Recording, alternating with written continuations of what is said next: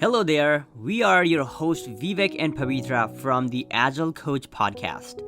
In this podcast, we bring fresh perspectives to you through our interviews with thought leaders in Agile coaching, facilitation, business analysis, and product management roles. Enjoy.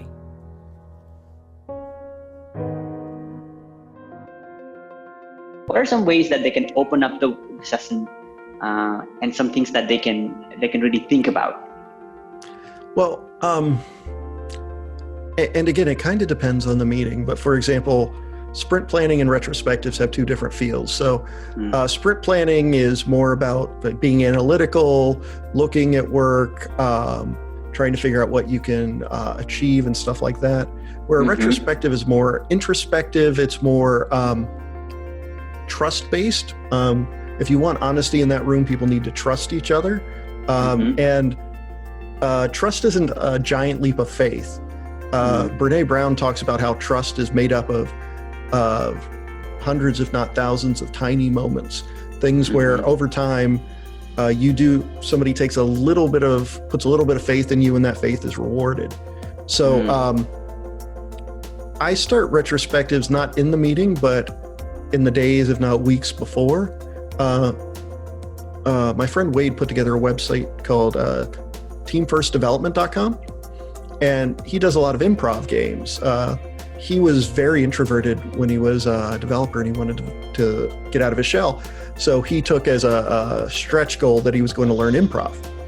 So he started learning improv, and he decided, you know what, this is great. I wonder if I can use these on my Agile teams. And I ran into him at a conference when he was teaching an improv class, and I'd done improv a while ago, too long ago. And it's like, wow, this is great. Let's do this. So I preach that people should use improv all the time. And it builds this kind of thing up. People laugh, they have a good time. The activities on that site are like 3 minutes or less. So you can do one at the beginning of every stand-up, at the beginning of every meeting.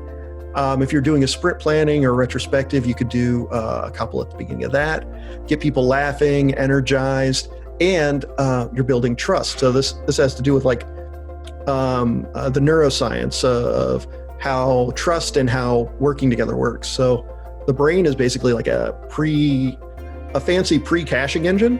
So if you start thinking about, I need to do this thing, your brain will preload information that helps you do that. And if you say, I can't do this thing, your brain starts preloading information on why you can't do that thing. So that if you run into a problem, the brain says, yep, this is what I meant, we can't do this, and starts trying to come up with a different option. So improv helps with that, because you're basically saying, hey, I need to figure out how to work with these people. And as you're playing improv, your brain says, okay, cool. I need to get in the mindset of being supportive and helping other people and working well in a group. Yeah. So improv just helps with that. And over time, you build trust. What are some of your recommendations for people when they have kicked off or opened up the session properly and now they're in the meeting?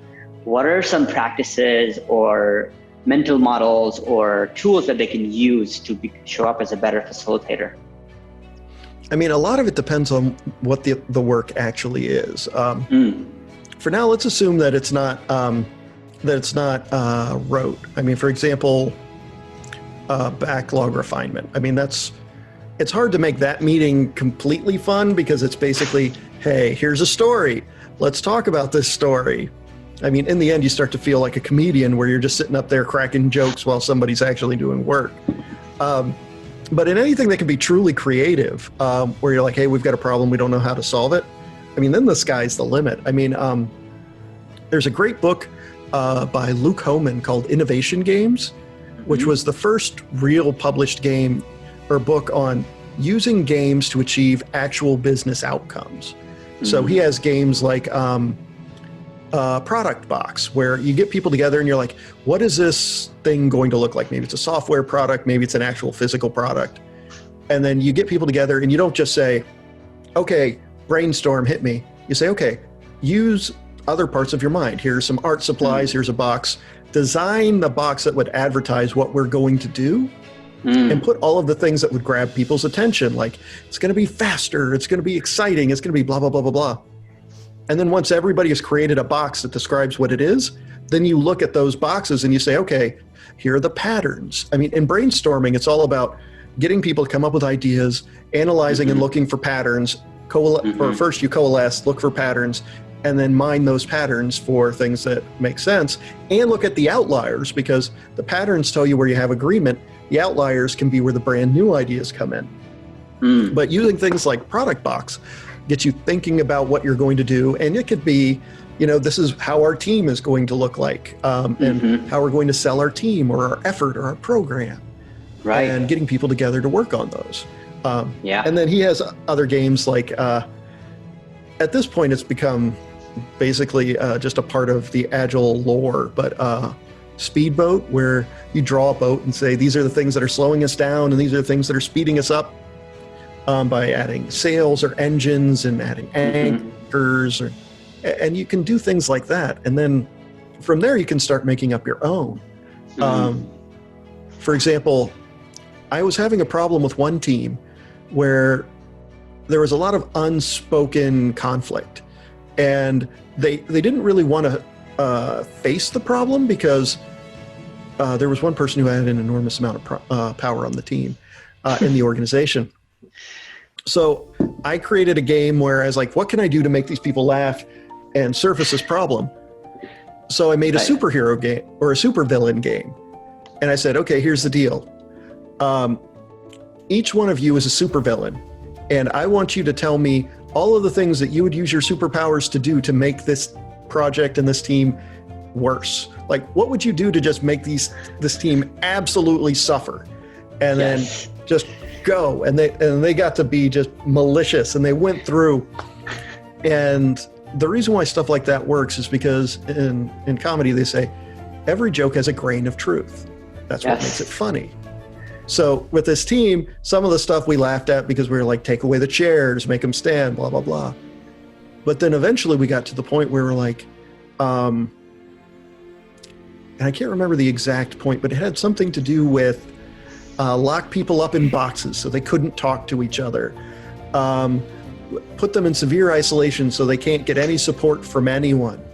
Yes. And then I asked people, I was like, okay, so let's talk about this one.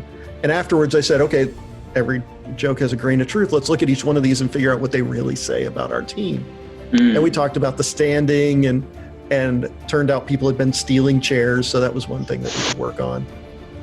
But eventually you dig deeper and you're like, oh, so this is a problem. What can we do to work on this? And then there's that awkward silence, and people are like, we can't work on that. Right. What do you mean? Why? And by the way, if you're using powerful questions, don't use why. A friend of mine reminds me of this every time I use it. Why is a very condescending question. Why implies that there's something wrong with what they said. So instead of why, you should say stuff like, can you say more? Or what about that makes it impossible? You can make any game an Agile game. Like we talked about playing with Tetris. Any game can be an Agile game. The most important thing is the debrief. And that was a technique I picked up for the debrief, which was use words that you hear during the game and call them out. Especially for games like that, they can call out problems in the system, problems with the organization. And usually things that happen in the micro will happen in the macro. So the same power structures and dynamics that show up in a game probably exist in the organization too. It's just a matter of seeing them and then showing them to people. One thing that shows up in Agile coaching a lot is being the mirror. So saying, I'm not going to fix this. I'm going to hold up the mirror to you so that you can see what you're doing. And then we can talk about what you want to do to fix this.